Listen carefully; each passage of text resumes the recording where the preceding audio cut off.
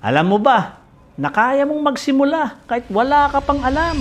Puro ka, hindi ko kasi alam yun eh. Kaya hindi ka nagsisimula. Pero lahat ng expert ngayon, dati din namang walang alam yan. Wala namang pinanganak na marunong agad. Pero lahat may kakayahang matuto. Pero ang tanong, ikaw, gusto mo ba? Ang dami-daming pwedeng matutunan.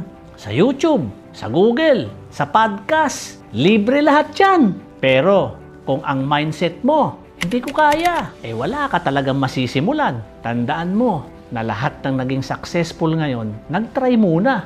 Hindi sila natutong magnegosyo dahil may course, kundi dahil may tapang.